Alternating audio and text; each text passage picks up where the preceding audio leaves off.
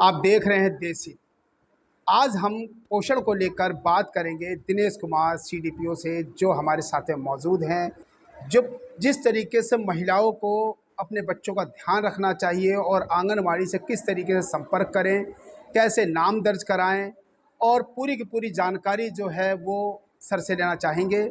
जानते हैं, हमारे साथ में सीडीपीओ सर हैं दिनेश कुमार। एक बार अपना पूरा परिचय दीजिए।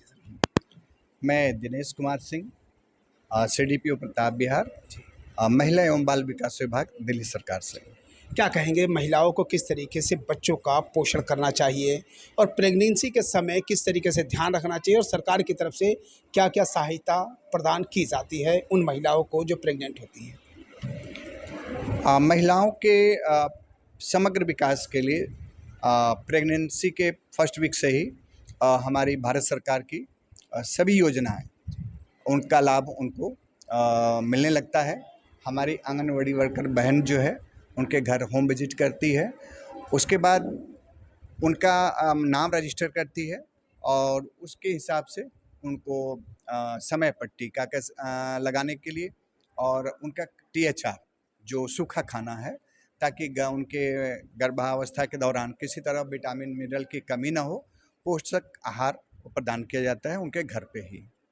जी, क्या कहेंगे, वो उन महिलाओं के लिए क्या संदेश है जो शहर के साथ साथ देहात में, गांव में रहती है, दूर कस्बों में रहती हैं, और कई महिलाएं पहाड़ी इलाकों में भी रहती हैं? उन तक ये सुविधा किस तरीके से पहुंचाई जाती है और कैसे उनको भारत सरकार की जो स्कीम है पोषण का, जो पोषण आहार का, ये किस तरीके से वहां तक पहुंच सके, या फिर वहां पहुंच भी रही है तो उन महिलाओं के लिए क्या संदेश है? माननीय प्रधानमंत्री जी ने पोषण पे विशेष बल दिया है और हमारे जो भी मंत्रीगण हैं, आप सभी ने पोषण पे फोकस किया है।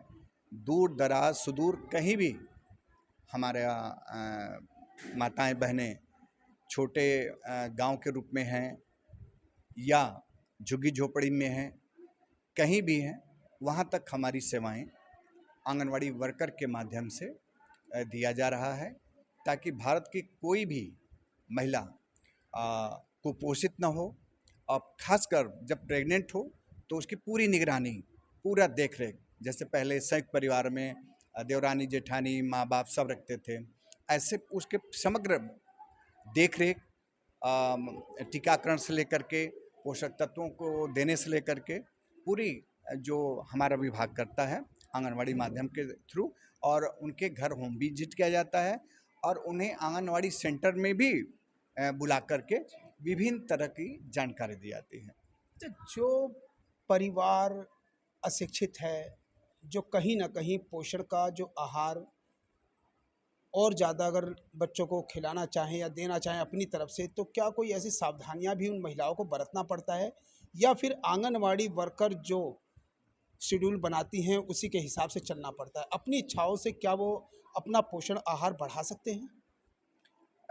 इसमें हमारा ये कहना है कि अपने से पोषण आहार बढ़ाने के लिए हम लोग जो घरेलू समय की साग सब्जी फल फ्रूट होता है उसको हमारी आंगनवाड़ी वर्कर बताती हैं, लेकिन जो हमारा पोषण आहार का शेड्यूल बना हुआ है, मेनू बना हुआ है, ये इसमें बहुत सारे जो डाइट फील्ड के एक्सपर्ट वैज्ञानिक हैं जो भारत सरकार ने उनके थ्रू ये डाइट चार्ट बनाया है, जो पूरी तरीके से प्रभावी है, ताकि किसी भी तरीके से उनके पोषण में कमी ना हो।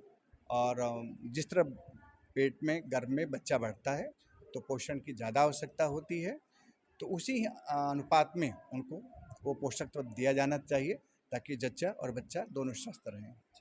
क्या भारत सरकार द्वारा आंगनवाड़ी के माध्यम से कोई शुल्क भी प्रदान किया जाता है पोषण के साथ साथ? हाँ, बहुत अच्छा सवाल किया।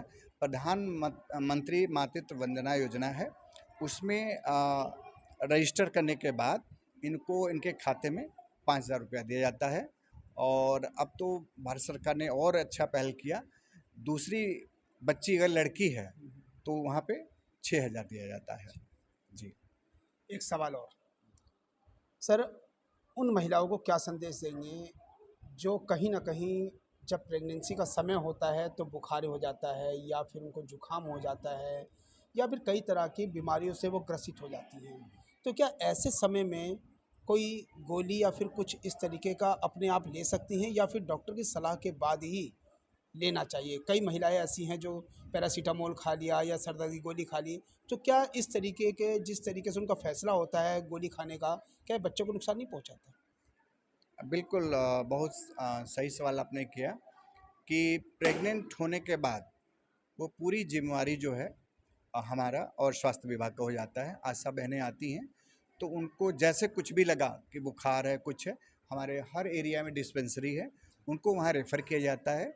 डॉक्टर पूरा उनका एग्जामिन करने के बाद जो दवा ज़रूरत की है वही देंगे।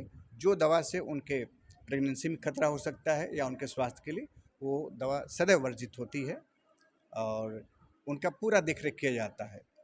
जी। अभी आपने देखा महिलाओं को किस तरीके से अपने बच्चों का ध्यान रखना चाहिए प्रेगनेंसी के समय। पूरी की पूरी जानकारी जो है आपने सुना सर के द्वारा। आपको बता दें, लड़के के जन्म लेने से पहले ही पोषण आहार दिया जाता है और 5,000 रुपये की सहायता राशि भी लड़के के जन्म पर दिया जाता है। लड़कियों के लिए 6,000 प्रदान किया जाता है सहायता राशि। और कहीं ना कहीं जो महिलाएं दूर दराज रहती है वहां तक आंगनवाड़ी वर्कर पहुंचती हैं और उनके देख रेख का सारा इंतजाम करती हैं। और सबसे बड़ी बात ये कि जब प्रेगनेंसी हो तो बिना डॉक्टर के सलाह के कोई भी दवाई ना लें, क्योंकि अगर आप ये गलत कदम उठाते हैं तो बच्चे को नुकसान पहुंच सकता है। तो कोई भी अगर आप दवाई लेते हैं तो डॉक्टर से सलाह ज़रूर लें। हर इलाके में डिस्पेंसरी मौजूद है। डॉक्टर स्पेशल आप लोगों के लिए, आपकी देख रेख के लिए वहाँ मौजूद रहते हैं। आंगनवाड़ी वर्कर आपके लिए मौजूद हैं। तो कोई भी गलत कदम ना उठाएं ताकि बच्चे के शरीर पर नुकसान पहुँचे और आपके शरीर को भी नुकसान पहुँचे।